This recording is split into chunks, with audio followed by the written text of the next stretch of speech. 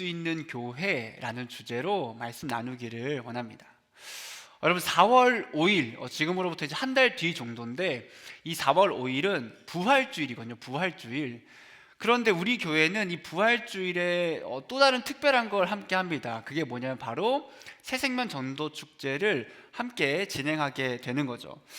저는 사실은 이전에 있을 교회 때는 뭐 부활주일에 다른 행사를 잘 안 했어가지고 별로 그럴 생각 안 했었는데 부활주일에 새생명 전도 축제를 함께 하는 게 저는 개인적으로 참 좋다라고 생각을 해요. 왜냐하면 부활주일이라고 하는 것 자체가 예수님의 그 부활하심을 기념하고 우리가 그날을 감사하며 영광 돌리고 예배하는 날이잖아요. 근데 이런 부활의 기쁨을, 그 은혜를 그 믿는 우리만 누리는 것이 아니라 믿지 않는 사람들에게도 초청함으로 말미암아 그 부활의 은혜와 기쁨을 함께 누릴 수 있게 한다는 것, 그거 자체가 저는 굉장히 중요하고 좋은 부분이라고 생각합니다. 우리만의 부활의 축제로 끝나는 것이 아니라 사실은 모두의 그 부활의 축제로 넘어가게 되는 거죠. 그리고 무엇보다 좋은 건 무엇이냐면 예수님께서 우리를 위해 죽으시고 부활하심으로 말미암아 우리가 예수님을 믿고 구원받은 존재가 된 거잖아요. 그런데 그 구원이 단순히 우리에게서 끝나는 것이 아니라 그 새생명 전도축제 때 부활주일 때 새로운 영혼을 데려옴으로 말미암아 그 새 생명이 그때 예수님 믿게 되면 예수님이 우리를 위해 부활하신 것처럼 그 생명이 새로운 생명으로 어떻게 보면 부활함으로 말미암아 예수님 믿고 구원받게 되는 또 그 은혜를 누릴 수 있다라고 생각을 한다면 그 부활주일에 새생명 전도축제를 한다는 것은 굉장히 좋은 모습이고 좋은 의미인 것 같습니다. 근데 더 중요한 건 무엇이냐면 결국은 우리가 그렇다면 그 새생명 전도축제를 어떻게 생각하고 있는가, 어떻게 준비하는가가 무엇보다 중요한 것 같아요. 부활절이란 것 자체가 그 포커스는 당연히 부활하신 예수님을 향해야 합니다. 그래서 예수님을 찬양하고 예수님께 영광을 돌려야 하지만 또 예수님 앞으로 새롭게 나온 그 영혼들을 예수님께서는 무시하지 않으실 거다라는 거죠. 왜냐하면 예수님께서 언제나 그 잃어버린 한 영혼을 찾고 기다리시기 때문입니다. 그럼 과연 우리도 동일한 같은 마음으로 준비하고 나아가는가를 고민해 보면 사실은 그렇지 않을 때가 많다는 거예요. 제가 이제 여러 교회에서 새생명 전도축제를 많이 해봤고 또 전도에 대해서 설교하며 나아가다 보면 우리 청년들에게 어떤 마음과 어떤 생각이 많이 있냐면 전도에 대해 이야기할 때 이 전도를 마땅히 해야 한다라고 생각하는 것보다는 전도 뭐 굳이 해야 하나? 할 필요 있나? 해도 되고 안 해도 되는 거 아닌가라고 생각하거나 아니면 더 심각하게 나아가면 전도는 그냥 아예 별로 할 필요가 없다라고도 생각하는 청년들도 있다라는 거죠. 이 전도라고 하는 것은 단순히 우리가 그냥 매년 연례 행사처럼 진행되는 하나의 습관적으로 하는 행사에 불과할 때가 많습니다. 그래서 우리가 뭐 한 달 동안 아무리 생명에 대해, 새로운 생명에 대해서, 새로운 영혼에 대해서 이야기해도 여러분들 마음 가운데서 그거를 막 공감하고 받아들이기보다는 뭐 누군간 하겠지, 아니면 그냥 하나의 행사지라고 여겨버리는 거죠. 하지만 하나님께서는 우리에게 그렇게 말씀하고 계시지 않다라는 거예요. 하나님은 우리에게 그 복음을 전할 것을 말씀하시고 또 그 잃어버린 한 생명이 얼마나 하나님이 소중하게 여기시는지를 언제나 말씀해 주고 계십니다. 그럼 말씀을 통해서, 우리 오늘 함께 말씀을 통해서 우리가 새생명 전도축제를 한 번 더 고민해보고 말씀에 입각하여 준비하는 시간이 되기를 원해요. 그리고 더 나아가서 우리 청년부가 어떠한 공동체가 되어야 하는지 함께 말씀을 나누기를 원합니다. 오늘 말씀은 우리가 좀 잘 알고 있는 말씀인데 일명 탕자의 비유, 아니면 돌아온 탕자라고 칭하는 그런 비유거든요. 왜냐하면 잘 모르는 청년도 있을 수 있기 때문에 둘째 아들이 아버지의 재산을 가지고 딴 나라로 떠난 다음에 그 모든 재산을 다 탕진하고 허랑방탕하게 쓰고 터덜터덜 돌아오게 되잖아요. 그래서 그 아들을 바라보며 탕자의 비유다, 돌아온 탕자다라고 이야기를 하는 건데, 사실 예수님께서 이 말씀을 하실 때에 여러분 잘 읽어보시면 알겠지만 그 어디에도 탕자라는 말은 나오지 않습니다. 탕자라는 단어는 쓰이고 있지 않다는 거예요. 실제로 예수님께서 11절을 보면 어떻게 말씀을 시작하시냐면 어떤 사람에게 두 아들이 있는데 라는 말씀으로 시작합니다. 그러니까 한 아들이 뭐 떠났다가 탕자가 되었는데 이런 말로 하는 것이 아니라 어떤 한 남자에게, 한 사람에게 두 명의 아들이 있는데 라는 말씀으로 시작하고, 여러분 성경을 보면 소위 소주제들이 적혀 있잖아요. 그 위에 제목, 그 소주제들이. 11절 말씀 위에를 보면 그 소주제로 이렇게 적혀 있습니다. 잃은 아들을 되찾은 아버지 비유라는 거예요. 잃은 아들을 되찾은 아버지 비유라는 거죠. 그러니까 우리가 이 말씀을 사실은 탕자, 일명 즉 둘째 아들에게 맨날 초점을 맞추고 그 둘째 아들을 중요시 여기고 둘째 아들을 중심으로 설교를 많이 하는데, 오늘 말씀은 실제적으로는 이 둘째 아들도 물론 중요하지만 오히려 잃어버린 아들을 되찾은 그 아버지에게 시선이 가 있다라는 겁니다. 그러니까 15장, 누가복음 15장 전체가 잃어버린 것을 되찾은 시리즈 세 가지로 있거든요. 그러니까 양을 되찾고, 잃어버린 양을 되찾고, 잃어버린 드라크마를 되찾고, 잃어버린 아들을 되찾는, 그런 잃어버린 것을 되찾는 시리즈로 이어지게 되는데, 여기서 예수님께서는 잃어버린 것에도 초점을 맞추지만 오히려 그 잃어버린 것을 되찾은 자가 어떤 마음을 가졌는지, 어떤 반응을 보이는지도 굉장히 중요하게 이야기해주고 있다는 겁니다. 오늘 말씀에서는 한 아버지와 두 명의 아들이 나오게 됩니다. 그 아버지는 아들을 잃어버린다는 거예요. 우리는 이 잃어버린 아들을 누구로 알고 있냐면 둘째 아들로 알고 있고, 실제로 그 둘째 아들이 잃어버린 아들이 많습니다. 탕자죠, 탕자. 아버지의 재산을 가지고 도망쳐서 허랑방탕하게 쓴 탕자인데, 사실은 중요한 게 이 아버지가 잃은 그 아들이 둘째 아들만 있는 게 아니라는 거예요. 둘째 아들만 잃은 것이 아니라 이 아버지는 두 아들 모두를 다 잃었다라는 것을 성경은 보여주고 있습니다. 둘째뿐 아니라 사실은 첫째 아들도 잃어버린 아들이라는 거예요. 오늘 말씀을 이제 잘 알고 있는 청년들은 좀 의아할 수 있습니다. 왜냐하면 분명히 둘째 아들은 떠났고 다시 돌아왔으니까 잃어버린 게 맞는데, 첫째 아들은 한 번도 떠난 적이 없거든요. 계속 집에 아버지랑 잘 있었고, 첫째 아들은 아버지 앞에서 어떻게 보면 신실하게 잘 있었기 때문에 첫째 아들도 잃어버렸다 할 그때에 어떤 청년들은 첫째 아들을 집에 잘 있었는데 왜 잃어버렸다라고 하지 싶을 수 있습니다. 우리가 오늘의 설교의 초점은 대부분 둘째 아들에게 가지만, 우리는 둘째 아들이 아니라 첫째 아들의 모습을 좀 더 자세히 살펴보려고 해요. 오늘 말씀에서는 세 명의 중심 인물, 아까 말했던 아버지, 첫째 아들, 둘째 아들이 나옵니다. 여기서 아버지는 누구를 칭하고 있는 거냐? 비유거든요. 비유, 이 말씀이. 그 아버지는 우리의 하늘 아버지이신 그 하나님을 의미하고 있는 겁니다. 그럼 두 아들이 있겠죠? 첫째 아들과 둘째 아들. 이들은 누가복음 15장 1절과 2절 말씀에서 볼 수 있는데 이렇게 말합니다. 모든 세리와 죄인들이 말씀을 들으러 가까이 나오니 바리새인과 서기관들이 수군거려 이르되 이 사람이 죄인을 영접하고 음식을 같이 먹는다 하더라. 여기서 이 사람은 예수님을 의미하는 거예요. 예수님의 가르침 앞에서 예수님의 가르침을 듣기 위해 사람들이 모여들고 있어요. 근데 그 가운데 대표적으로 두 부류의 사람들이 예수님 앞에 예수님의 말씀을 듣기 위해 나오게 됩니다. 이 가운데에서 첫 번째 부류는 바로 세리와 죄인들이죠. 세리와 죄인들.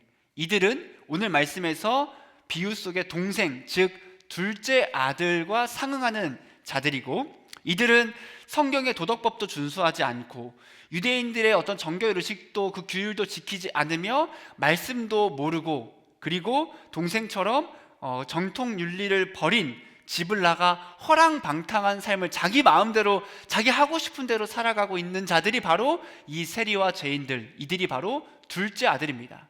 또 하나의 부류는 누가 있냐면 바리새인과 서기관들이 있었죠. 이들은 일명 그 형, 첫째 아들을 의미하는 자들입니다.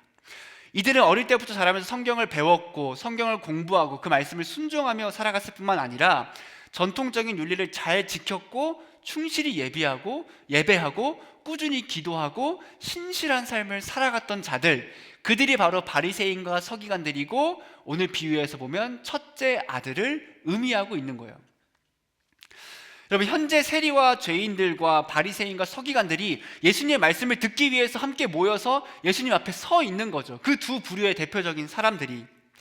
여러분, 어떤 부류가, 어떤 사람들이 예수님 앞에 더 가까이 나와왔을까를 고민해 보면 사실 우리가 생각하기에는 당연히 바리새인과 서기관들은 하나님을 믿는 자들이고 성경을 알고 있는 자들이기 때문에 예수님 앞에 더 신실하게 나와왔을 거라고 생각을 하지만 실제로는 그렇지 않았다라는 겁니다. 정작 예수님께 가까이 나온 사람들은 세리와 죄인들이었다라고 이야기해요. 그리고 실제로 바리새인과 서기관들은 오히려 예수님께서 죄인과 함께 음식을 먹는 그 모습을 보면서 그리고 그분의 말씀을 들으면서 분개합니다. 막 분노하고 황당해하고 납득하지 못하는 모습을 보이게 되는 거죠.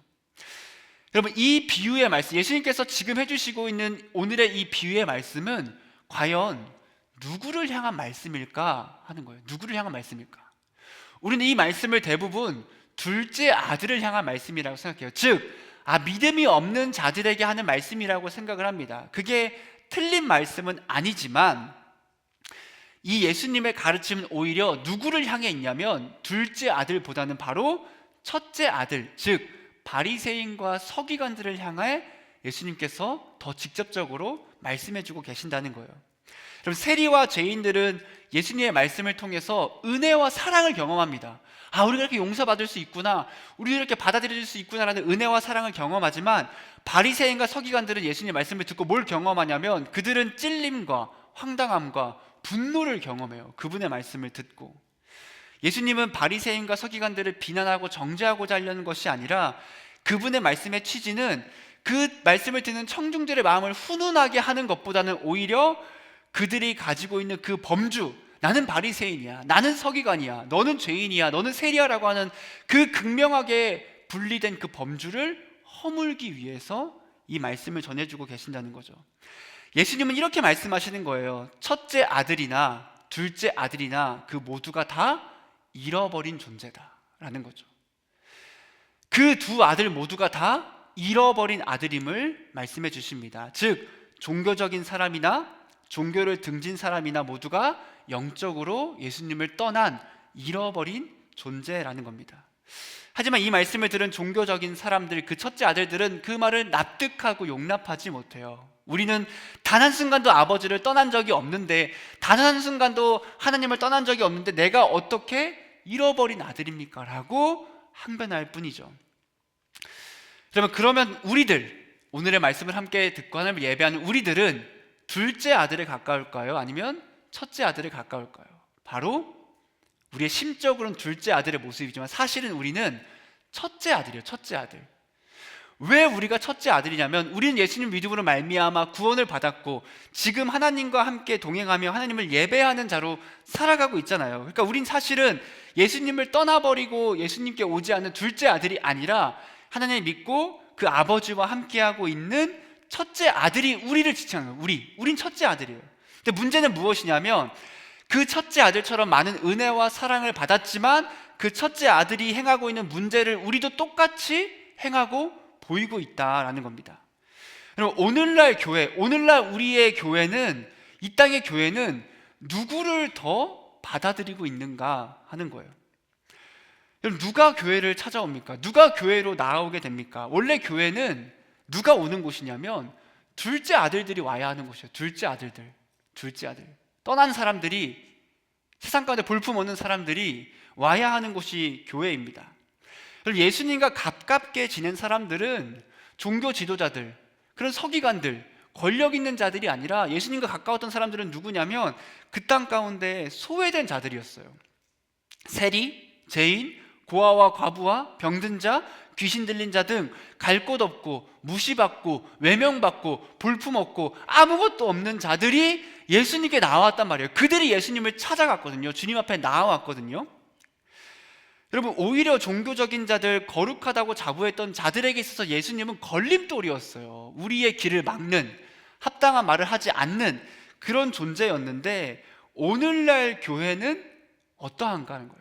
그리고 오늘날 교회는 그 과거에 예수님께 끌렸던 소외된 사람들이 오히려 예수님을 끌려하지 않고 다가오지 않고 있으며, 누가 교회 가운데 있냐면 우리가 누구를 끌어들이고 있냐면 보수적이고 반듯하고 도덕적이고 불편함을 주지 않는 멀끔한 사람들만 이 교회에 끌림을 받고 오게 된다는 겁니다.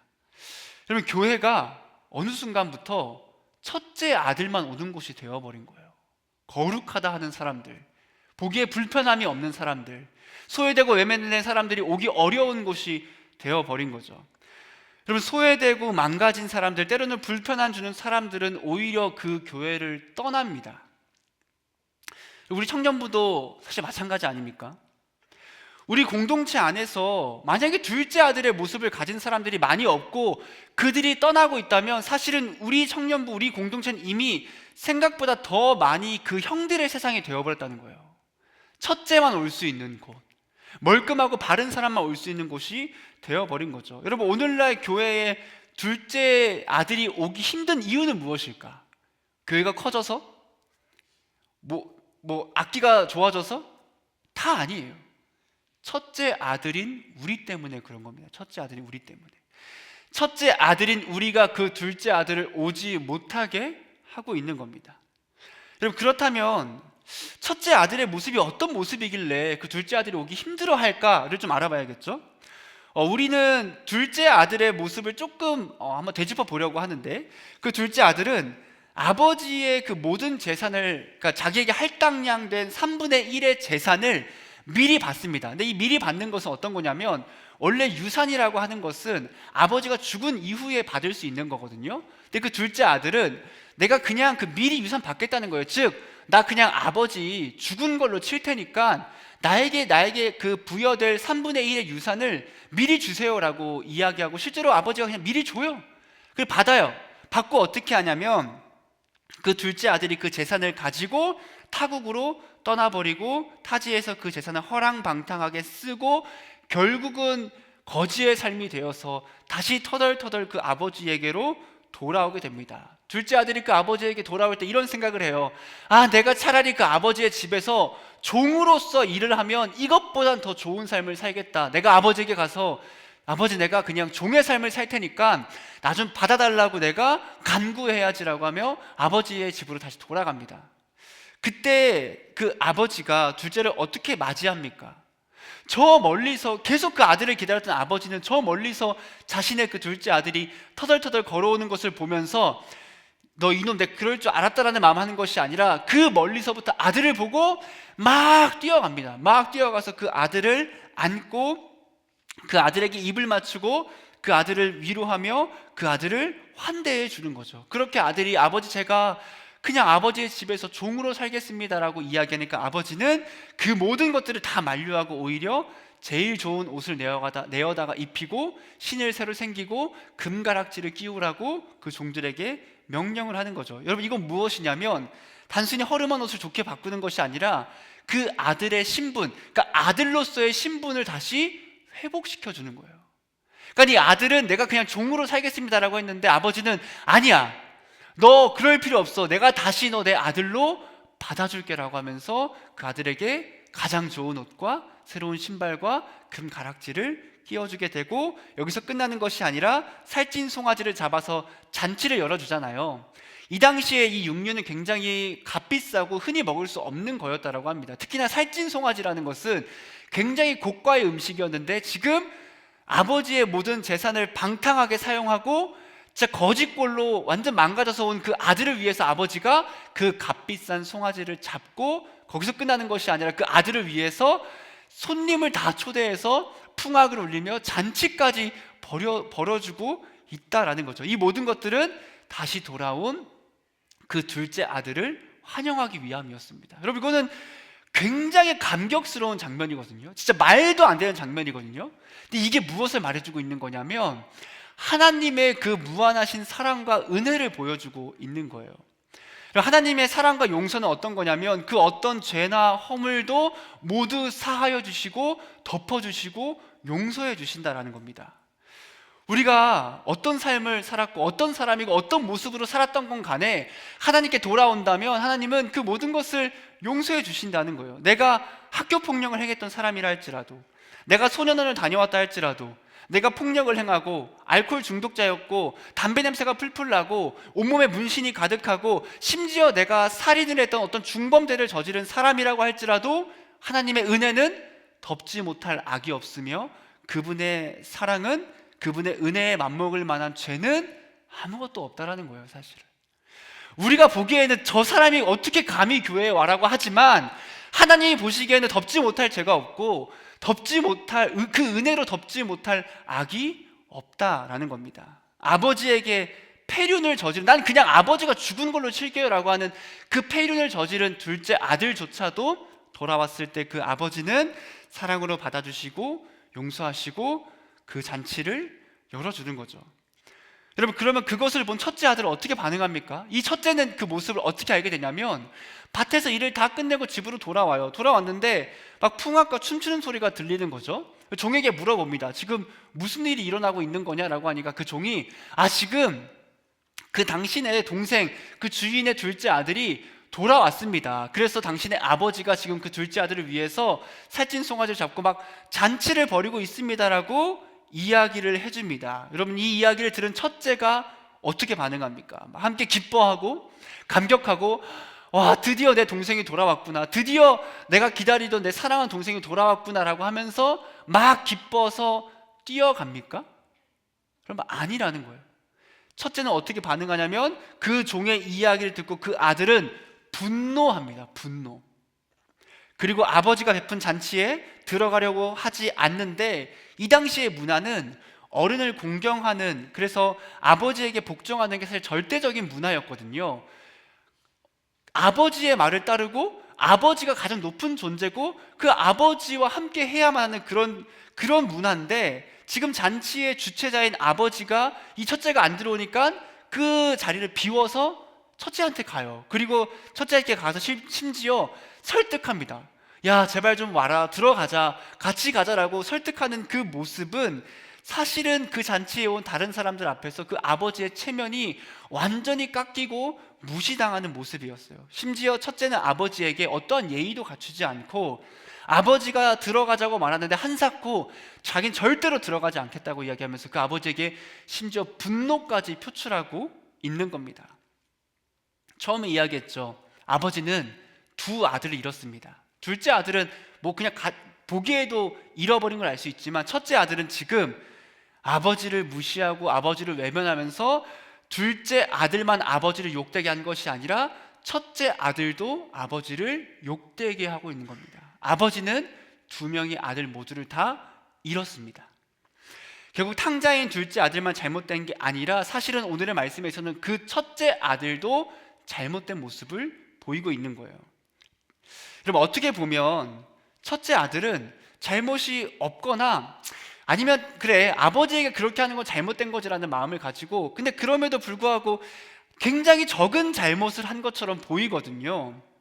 왜냐하면 이 첫째는 사실 굉장히 순종적인 사람이에요. 그는 여러 해를 아버지를 섬겼고 아버지의 명령을 거역하지도 않았으며 아버지에게 철저히 순종했기 때문에 그렇게 열심히 살았던 첫째에게는 뭐가 주어지지 않았는데, 지금 밖에서 난리치고 온 창녀와 몸을 뒹굴고 왔다고 하는 그 둘째에게는 자기에게 어떤 것도 해주지 않았던 잔치를 벌여주고 있다고 하니, 이 첫째 입장에서는 어떻게 보면 분노할 법하지 않나? 라는 생각이 들 수 있습니다. 또 심지어 형 입장에서는 동생이 재산을 가지고 갔잖아요. 그러니까 남은 3분의 2는 형 거예요. 형 거. 원래 형 건데 동생이 다시 돌아왔네요. 돌아와서 아버지가 어떻게 하냐면 그 신분을 회복해 주었네요. 그럼 그 재산을 다시 어떻게 해야 됩니까? 다시 또 나누어야 돼요. 형의 입장에서 사실은 밑을 노리실 수 있겠죠. 내가 왜 저 전 재산을 다 탕진한 저 놈에게 내 재산을 다시 또 나눠줘야 하는 거지라는 그런 분노가 있을 수 있다고 생각할 수 있지만, 우리의 그런 개인적인 마음으로 공감할 수 있지만 사실은 이 모든 것이 결국 그 형이 참된 형이 아니었음을 보여주는 거고, 아버지와 멀어져 있기는 둘째나 첫째나 똑같았다라는 겁니다. 둘째 아들도 아버지를 사랑하지 않았던 것처럼 지금 첫째 아들도 사실은 아버지를 사랑하고 있지 않았던 거예요. 그래서 이 둘 모두가 다 자신들의 이익과 유익을 위해 그 아버지를 이용하는 자들입니다.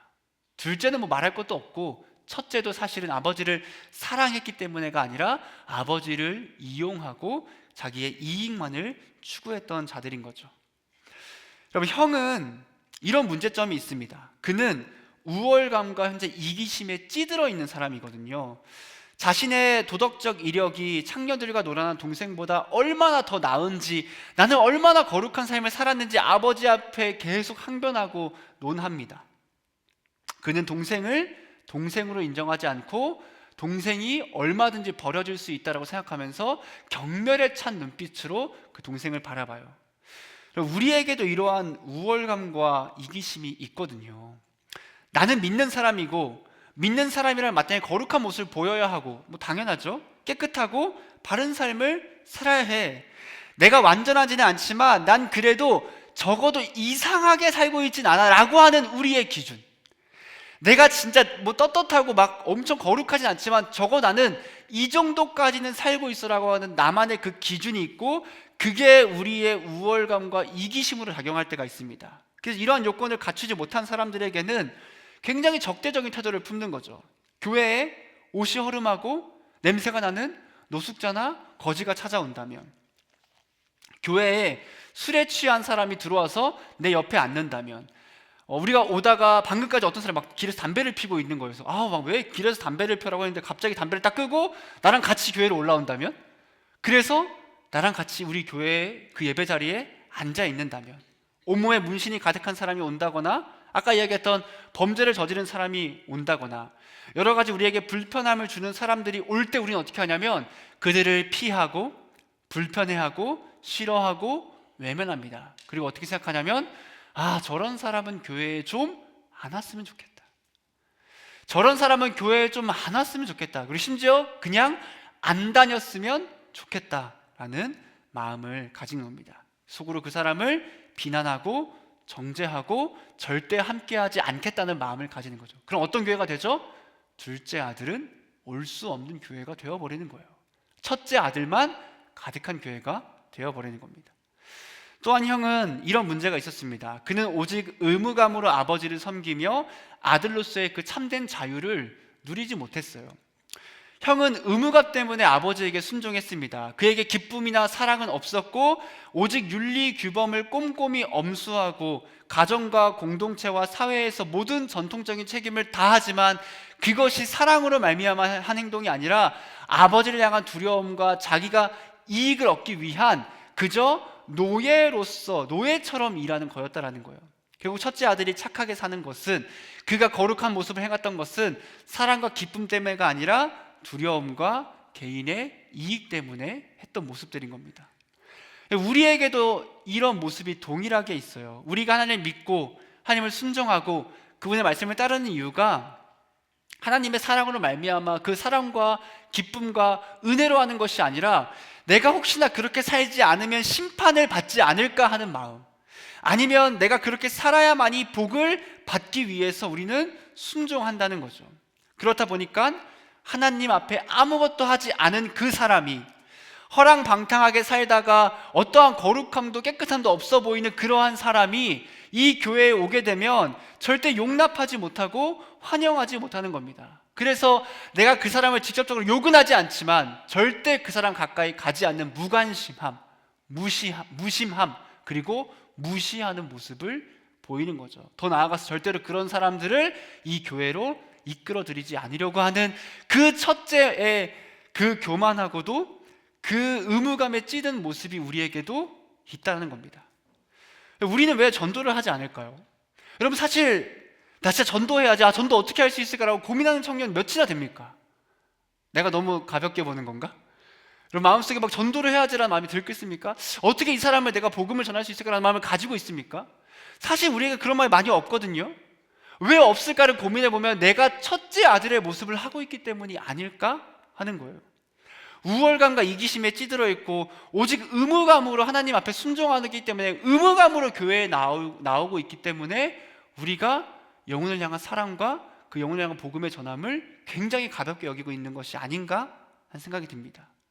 그러다 보니까 사람들이 보기에 바르지 않은 사람, 불편함을 줄 것 같은 사람은 교회에 데려오지도 못하고 믿음이 없고 세상 가운데 허랑방탕한 삶을 살아가고 허망한 삶을 살아간 사람을 봤을 때 그 사람을 향한 궁휼한 마음이 생기는 것이 아니라 오히려 그 사람을 외면하는 거죠. 왜?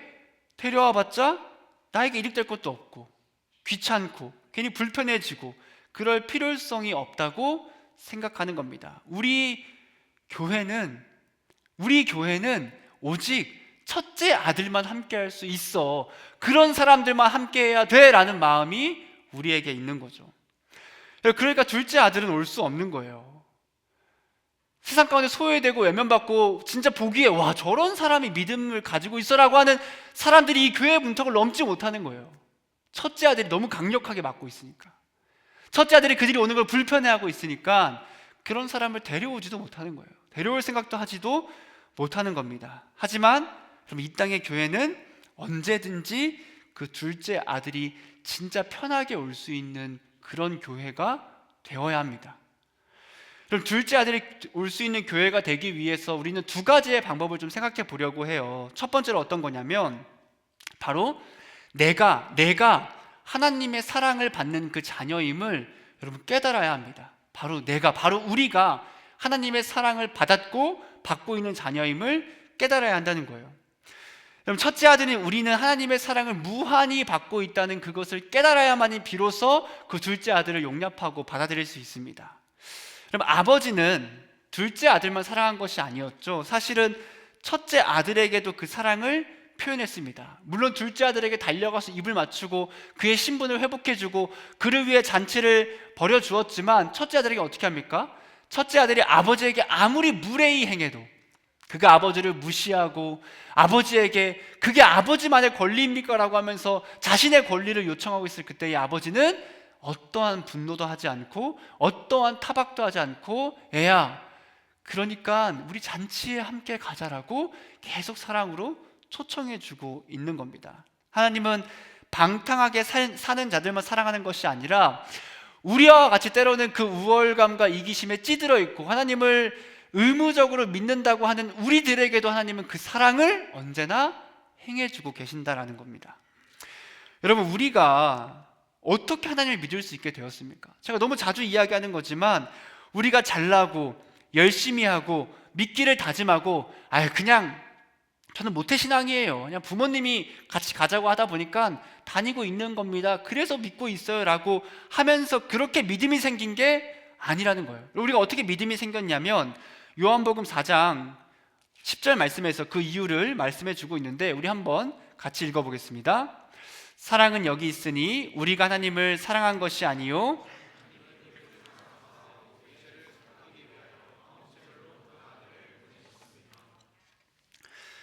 여러분, 우리가 먼저 하나님을 사랑하고 믿으려고 한 게 아니라 하나님이 우리를 먼저 사랑하셔서 자신의 하나뿐인 독생자 예수를 보내주심으로 그 예수님께서 우리를 위해 대신 죽으시고 그리고 우리를 찾아와 주셔서 하나님을 믿을 수 있게 된 거죠. 즉 하나님의 사랑으로 말미암아 우리가 오늘 이 자리에서 그분을 믿고 찬양하고 그 기쁨과 은혜 안에 살아갈 수 있게 된 겁니다. 우리 모두는 처음부터 첫째 아들이 아니었다는 거예요. 우리는 원래 둘째 아들이에요. 우리는 원래 둘째 아들의 삶을 살아갔던 자들이고 하나님의 사랑으로 말미암아 이 자리에서 하나님을 예배하는 그 첫째 아들의 삶을 살아가고 있는 겁니다. 여러분, 그런데 왜 우리가 하나님의 그 사랑을 받고 죄인에서 구원받은 자가 되었음에도 불구하고 그 사랑을 잊고 둘째 아들을 받아들이지 못하고 있는가 하는 거죠. 왜 세상 가운데 신음하고 아파하고 괴로워하고 허망한 삶을 사는 사람들에게 찾아가지 못하고 오히려 그들을 외면하고 그들을 무시하며 살아가는가 하는 겁니다. 그 이유는 우리가 하나님의 사랑을 잊고 살아가기 때문이에요. 올챙이 반대죠. 개구리 올챙이 시절 모른다고, 올챙이가 개구리 시절 개구리 올챙이? 그쵸. 개구리 올챙이 시절 모른다고. 우리가 분명히 다 둘째 아들의 삶을 살았음에도 불구하고 우리가 그 시절을 잊고 살아요. 나는 원래부터 마치 첫째 아들이었던 것처럼, 원래부터 거룩했던 것처럼, 원래부터 신실했던 것처럼. 아니거든요. 심지어 지금도 우리 그렇게 신실하지 않잖아요, 여러분. 아니에요? 표정이 뭐야? 라는 표정인데, 여러분, 우리 그렇게 신실하지 않잖아요. 그렇게 거룩하지 않잖아요. 근데 우리가 그 사랑을 잊고 살아간다는 거죠. 내가 한없는 사랑을 받아서 이 자리에 왔다는 것을 우리는 까먹습니다. 우리가 하나님의 사랑과 기쁨을 안다면 절대 그 둘째 아들들을 외면하지 못해요. 왜? 내가 원래 저 모습이었는데, 내가 원래 저렇게 살아갔는데, 내가 원래 저렇게 죽어야 할 존재였는데 내가 어떻게 구원받았지? 예수님이 날 구원해 주셨구나. 그 모습을 안다면 우리도 그들에게 다가갈 수밖에 없는 겁니다. 우리가 하나님의 그 사랑을 진짜 깊이 깨닫고 믿을 때 우리 청년부가 그때 비로소 둘째 아들이 올 수 있는 공동체가 될 겁니다. 여러분, 사랑받고 있고 사랑받은 자임을 깨닫기를 바랍니다. 우린 첫째 아들의 모습이 원래 아니었어요. 다 둘째 아들이잖아요. 다 죄인이고 죄인이었고 하나님이 구원하시기 전까지는 허망한 삶을 살아가는 자들이었지만 하나님의 사랑으로 말미암아 이렇게 아름답고 행복한 하나님의 은혜 안에 살아가는 삶을 살아가고 있는 것처럼 그 사랑을 깨닫는다면 둘째 아들이 오는 것을 더 이상 외면하고 불편해하고 싫어하지 않게 될 겁니다. 두 번째로 둘째 아들이 올 수 있는 교회가 되기 위해서는 우리의 교만을 회개하고 그리고 그 동생에게 찾아가야 한다는 거예요. 나의 교만을 회개하고 그 동생에게 이제 직접 찾아가야 합니다. 형을 구원의 잔치에 들어오지 못하게 하는 것은 그의 나쁜 행실이 아니었습니다. 오히려 그의 선한 행실로 말미암아 나온 그의 나는 의로워, 나는 거룩해라고 하는 그 모습이 오히려 그 형의 그 길을 가로막은 거죠. 우리에게도 나는 의롭다 하는 모습이 분명히 있거든요. 그 교만이 은연중에 있어요. 대놓고 비교하지 않죠. 대놓고 저 사람과 난 달라라고 하지 않지만 아까 이야기했던 것처럼 나만큼 하지 못하는 사람들, 적어도 이 정도는 돼야지라고 생각하는데 이것에 미치지 못하는 사람들을 보면 우리는 그들을 받아들이지 못하고 배척하고 무관심하고 무시합니다. 우리 이렇게 나 스스로를 의롭게 여기고 상대방을 굉장히 악하게 여기는 그런 모습을 주님 앞에 회개해야 합니다. 잘못된 모습이죠. 우리도 똑같은 죄인인데. 근데 중요한 건 무엇이냐면 회개는 마땅히 해야 하고 당연한 거지만 이 회개에서 멈춰버리면 안 돼요. 회개하고 그래 회개했으니까 됐지라고 하는 것이 아니라 이 누가복음 15장에 보면 제가 세 가지 비유가 나온다 했잖아요. 첫 번째로 잃은 양을 찾은 목자의 비유가 있고, 두 번째로 잃은 드라크마를 찾고 또 찾은 여인의 비유가 있습니다. 세 번째 비유에서는 잃어버린 아들의 비유가 나오는데 재밌는 건 무엇이냐면 첫 번째 양을 잃었을 때 그 양을 찾아다닙니다, 목자가. 두 번째 드라크마를 잃었을 때 그 여인이 드라크마를 찾아다녀요. 세 번째 아들을 잃었네요, 그렇죠? 이 아들은 누가 찾아갑니까? 아무도 안 찾아요. 이 아들이 직접 오죠. 여러분, 이런 겁니다. 청중들은 이 세 가지의 비유를 하나 들었을 거예요. 세 번째 비유를 들을 때 이런 생각이 들었겠죠? 잃어버린 아들이 있을 때 그렇다면 저 잃어버린 둘째 아들은 누가 찾아 나서야 했을까? 예수님께 우리에게 물어보는 거예요. 그 잃어버린 두 번째 아들은 누가 찾아야 했을까? 누가 찾으러 갔어야 했을까? 그 사람은 바로 그의 형이라는 거예요. 그의 형. 동생을 사랑하는 진짜 형이라면 응당 그렇게 했을 겁니다. 아버지가 괴로워하고 내 아들이 떠난 것에 대해서 슬퍼하고 있을 때에 형은 아버지에게 아버지, 제가 그 동생을 찾으러 가겠습니다. 그 어리석은 동생을 제가 찾으러 가서 만약에 그 동생이 모든 재산을 다 탕진했다면 제가 갖고 있는 그 재산을 사용해서라도 그 동생을 다시 되찾아오겠습니다. 제가 그 동생에게 가겠습니다라고 이야기했을 거라는 거예요. 사실 여러분, 동생이 왔을 때 아버지가 그 동생의 신분을 회복해 주잖아요. 근데 그 동생이 받아들여질 수 있었던 이유는 무엇이냐면 누구의 희생도 없었기 때문에가 아니라 형의 희생이 있었기 때문에 가능한 거거든요. 그러니까 형의 희생이 없으면 동생은 그 집안에 받아들여질 수 없습니다. 왜냐하면 아까 이야기했던 것처럼 동생은 이미 유산을 분할받아서 3분의 1의 유산을 가지고 있었고 그걸 다 허랑방탕하게 날렸어요. 그래서 동생의 것은 무엇도 없습니다. 나머지 3분의 2는 누구 거라 했었죠? 형의 거예요. 형의 거. 형이 가져야 할 거예요. 동생이 받았던 옷과 반지와 살찐 송아지의 모든 소유권은 형에게 있었습니다. 동생은 아무런 대가나 속죄 없이 구원받은 게 아니라 용서를 베풀 때는 언제나 그에 따른 대가가 필요하거든요. 어떤 대가, 누군가가 그 대가를 져야만이 용서가 가능하다는 거예요. 동생이 그 값없이 지위가 회복되기 위해서는 누구의 희생이 필요했냐면 형의 희생이 필요했습니다. 형이 자신의 재산을 동생에게 나누어 줄 때 비로소 그 동생은 다시 그 구원을 받고 아버지와 함께 할 수 있게 된 거죠. 형의 희생이 없었다면 이 동생은 절대로 회복받을 수 없습니다. 하지만 진정한 형이라면 내가 기꺼이 어떠한 대가를 치러서라도 나의 동생이 다시 돌아올 수 있도록 한다는 거죠. 왜? 내가 사랑하는 동생이니까, 가족이니까.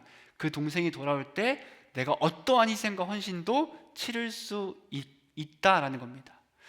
우리는 첫째 형의 모습이라 그랬죠. 첫째 형이라 그랬죠. 우리는 회개만 하고 멈추면 안 됩니다. 우리가 이제 그 희생과 헌신을 통해서 그 대가를 치러서 그 동생을 데려와야 합니다. 동생을 찾기 위해 나서야 해요. 우리가 직접 그 동생들에게 찾아가야 합니다.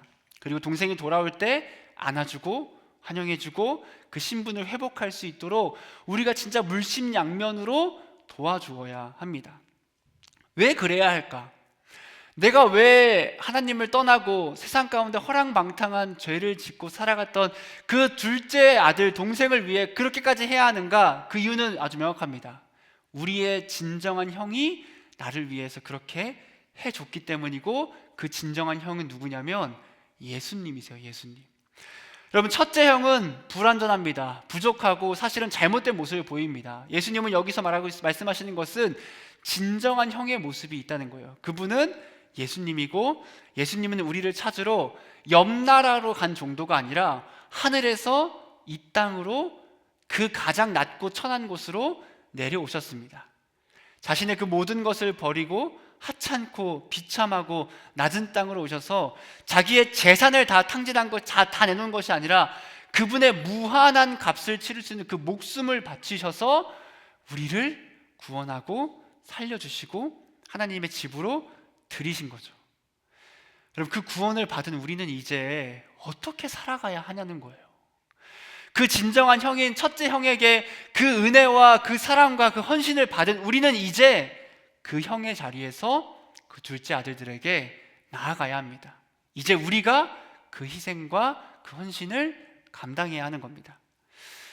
그럼 아버지는 두 아들을 모두 포기하지 않고 사랑으로 불러줍니다. 오늘 말씀을 돌아온 탕자라고 말하는 이유는 둘째 아들의 모습이 탕자와 같기 때문이거든요.